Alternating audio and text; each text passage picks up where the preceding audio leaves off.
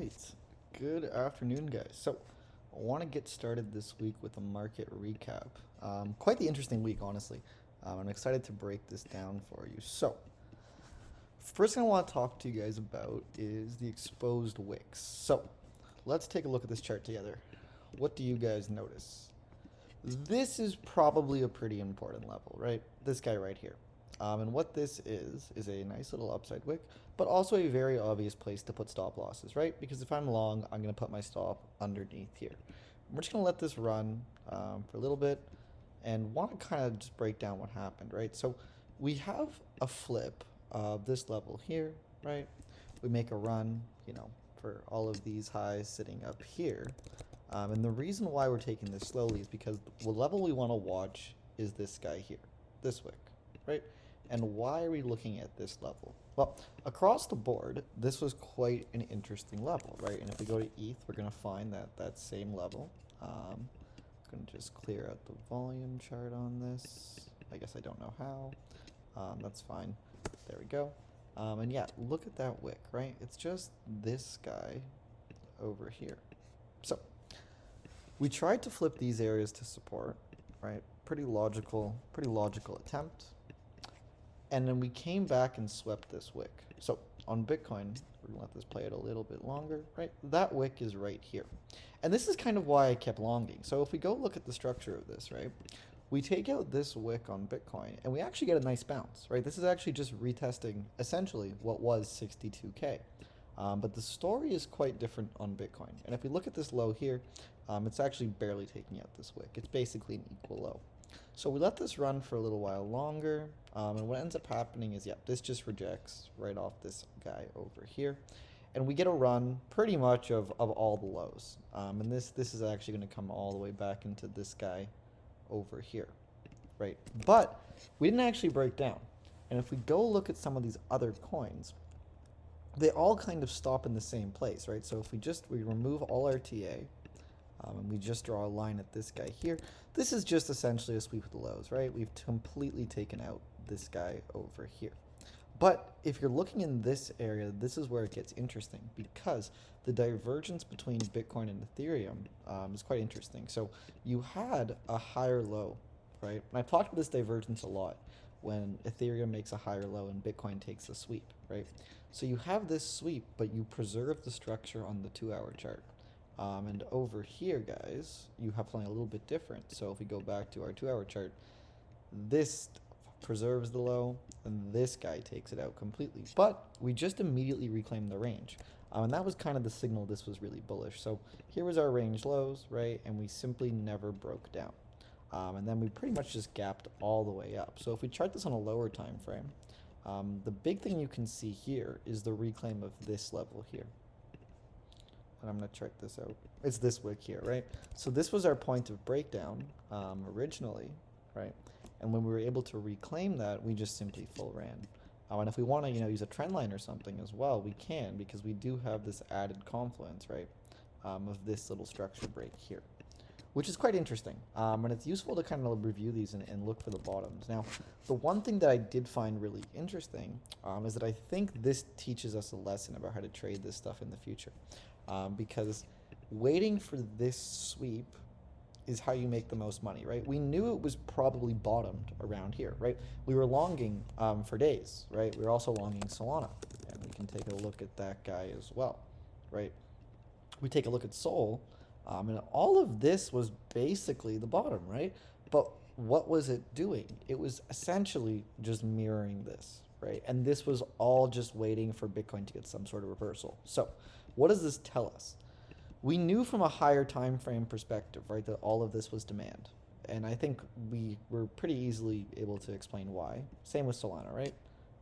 All of this is essentially demand. We don't even need this. It's just this region here, right? So longing here wasn't wrong. The mistake, though, was not waiting for this higher time frame confirmation, right? We had the rough idea the trend was bullish, but what we didn't do was simply wait for this to actually reverse, because it's not like, again, the structure on this, we can break it down on a lower time frame, looked pretty okay throughout, right? And that's kind of why I remained so bullish. But when we take a look at something like this, I mean, this does not look nearly as good, right? It's this like weak double bottom type structure, this attempt at a market structure break. Can't really close above and it just nukes. So waiting for this reversal was actually the key here because, again, you can see the shift in structure, right? It's starting right over here when we just take out this high there. And then we just simply run, right? We just full run. And I think what's happening now is we are cooling off a little bit, but this doesn't look bad at the end of the day. You are just kind of stuck in this wedge where you're really not breaking down. So I wouldn't look for shorts if I'm being honest. Um, I mean, you might reject, right, and then head to here, but I don't even know if you'll do that. I think you probably just run into this wick. At least that's how I've positioned myself into this. But I mean, yeah, I mean, overall, guys, kind of the expected move. We can kind of look at why, but if we look over here, um, this kind of structure, when you reclaim this low, if we just want to draw this out as a giant range, which is very, very easy, this is our range low, right? This would be our range high, and this would all just be our range mid, right? So what ended up happening was we reclaimed the range low, right? Sorry, that's just going to be this guy over here. Reclaimed that, and then we just gapped straight back up into the range highs. Now, the question is, do we have the strength from here to go higher?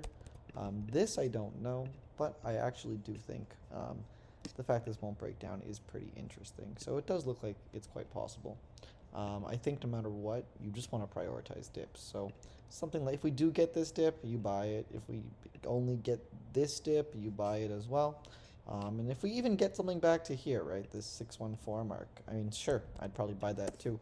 What I wouldn't buy again probably is this. I think this would be a little too deep for my liking, but we can evaluate the price action when it gets there.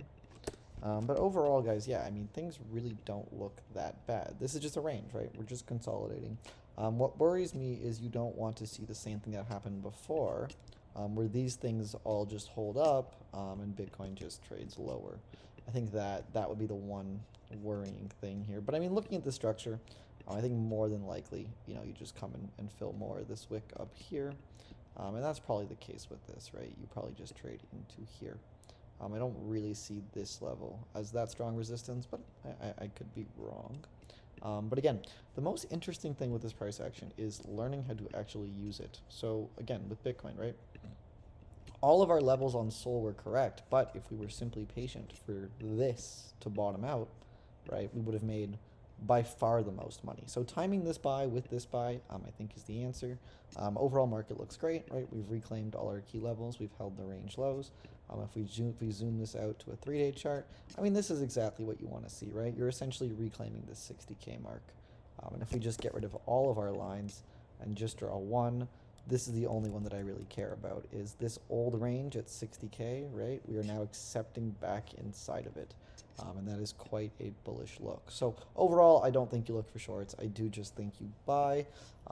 Again, I don't know if we have the strength from here, but I really do hope so, as I will lose $800 if we don't. We can look at a few other coins as well. Just quickly over here, I mean, AAVE looks fine. Now it looks great. Very, very surprised to see that. Not mad at all. Ape, yeah, this looks pretty crappy. INJ, sort of just consolidating. Nice look. Psy, great. Stark, actually not the worst. I mean, you could long this above here, but it's kind of just a shitcoin at this point. This thing's going to 0. This thing's probably also going to 0. Probably going to 0. And also going to 0. That's just going to wrap up this session, and I will catch you guys in the next video. Thanks.